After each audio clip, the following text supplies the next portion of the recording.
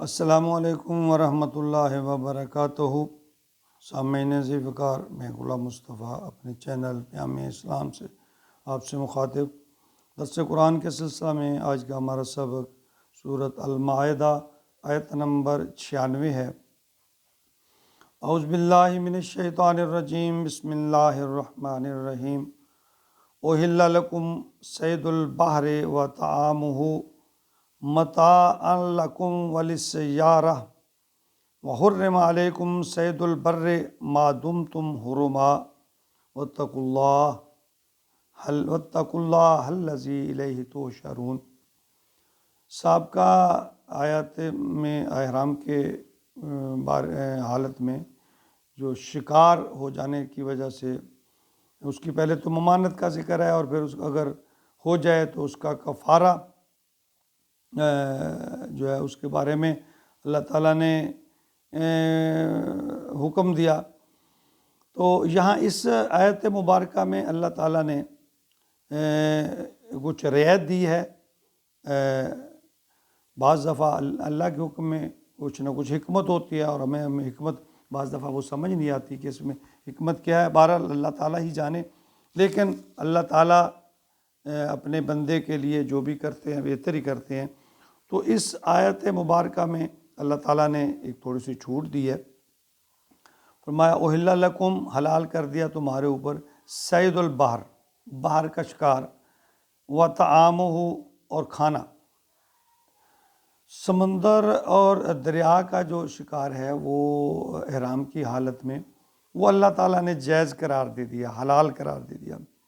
یعنی اگر کشتی میں یا بحری جہاز کے ذریعے کوئی سفر کر کے اگر انسان حج پہ جا رہا ہے تو اس میں شاید ایک منطق یہ بھی ہے کہ ایک بہت لمبا سفر ہوتا ہے یہ، تو اس سے چونکہ بہت زیادہ دن گزرتے ہیں تو شاید اللہ کی یہ حکمت ہو، بہرحال اللہ ہی بہتر جانتے ہیں اس کو۔ فرمایا متاع لکم وللسیارہ، تمہارے لیے اور مسافروں کے لیے زاد راہ کے طور پر۔ یہ دیکھیں تھوڑی سی بات اللہ تعالیٰ نے اس طرف اشارہ کیا کہ تمہارا راستے میں چونکہ ہو سکتا ہے مسائل ہوں، تو اللہ نے جو سمندر کا جو جانور ہے یا اس کا جو شکار ہے، کیونکہ یہ مارنا نہیں پڑتا، تو اس کو اللہ تعالیٰ نے ایک احرام کی حالت میں اللہ تعالیٰ نے حلال قرار دے دیا ہے۔ اور سمندر سے مراد یعنی سمندر کا، دریا کا، یہ سب چیزیں اس سے مراد ہیں۔ وحرم علیکم صید البر ما دمتم حرما، لیکن خشکی پر شکار کرنا تمہارے لیے حرام ہے جب تک کہ تم احرام میں ہو۔ اب پھر اللہ تعالیٰ نے وہ بات دہرا دی کہ کہیں یہ شبہ پیدا نہ ہو جائے کہ احرام کی حالت میں بحر کا یعنی جو پانی کا جو شکار ہے وہ تو اللہ تعالیٰ نے حلال قرار دے دیا ہے، یہی شبہ نہ پیدا ہو جائے کہ اس میں بھی کچھ رعایت ہے، چونکہ یہ آیت اس کے بعد میں ہے۔ تو اللہ تعالیٰ نے فرمایا نہیں، وہ حکم اپنی جگہ پہ قائم ہے۔ واتقوا اللہ الذی، اللہ کا تقوی اختیار کرو، الیہ تحشرون، کہ اسی کی طرف تم جمع کیے جانا ہے، تم کو لوٹ کر جانا ہے، تم کو اللہ تعالیٰ کے پاس پھر جمع ہونا ہے کہ تم اللہ کے خوف سے ڈر جاؤ، اللہ کی بات سے ڈر جاؤ، اللہ کے کام کو پورا کرو۔ تو یعنی میں نے جیسے پہلے ذکر کیا کہ یہ بحر سے مراد صرف سمندر ہی نہیں ہے، دریا بھی ہو سکتا ہے، تالاب بھی ہو سکتا ہے، یعنی پانی اس سے مراد ہے۔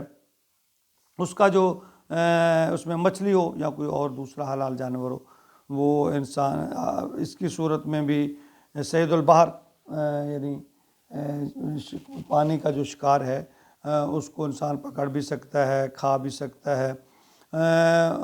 یعنی یہاں اچھا یہ بات ایک اور یہاں بات میں تھوڑی سی وضاحت کرتا چلوں، جب میں نے تھوڑا اس کا مطالعہ وسیع کیا تو جو مجھے پتہ یہ چلا کہ یہ سمندر کا جو جانور ہے وہ تازہ زندہ بھی پکڑ لیا تب بھی اگر وہ مرا ہوا بھی ہے، یعنی مچھلی ہے سمندر نے باہر پھینک دی ہے، حلال اس کو شکار اس وقت تو نہیں کیا لیکن وہ اس میں اس وقت جان نہیں ہے، تو اس کے بارے میں کیا حکم ہے؟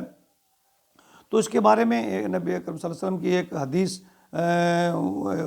وہ 3-4 حدیث کی کتابوں میں موجود ہے۔ جامع ترمذی میں 69 نمبر پر، سنن ابو داؤد میں 83 نمبر پر، جسے ابو ہریرہ رضی اللہ تعالیٰ عنہ نے نقل فرمایا ہے۔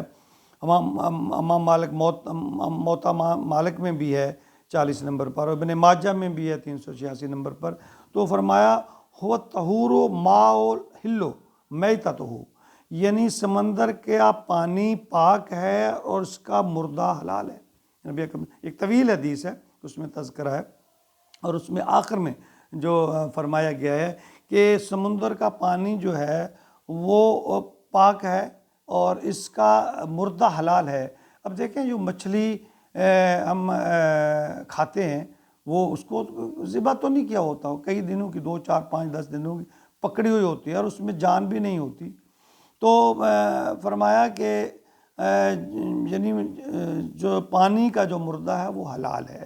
میں نے جیسے کہ تذکر کیا کہ یہ 3 4 حدیثیں اس حوالے سے موجود ہیں، اور یہ ایک طویل حدیث ہے جس کے اینڈ پہ یہ الفاظ اللہ کے نبی نے فرمائے ہو طہور ماؤہ احل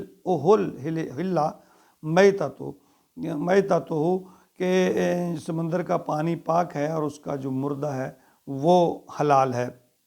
تو چونکہ ہم مسلمان ہیں اور ہم نے اتباع کرنی ہے نبی اکرم صلی اللہ علیہ وسلم کے ہر حکم کی، تو یہ باتیں کچھ ایسی چیزیں ہیں جو ہمارے نالج میں نہیں ہوتی، ہم اس کو نہیں سمجھتے، اور بعض اوقات ہم کراہت اس کے سمجھتے ہیں کے طور پر۔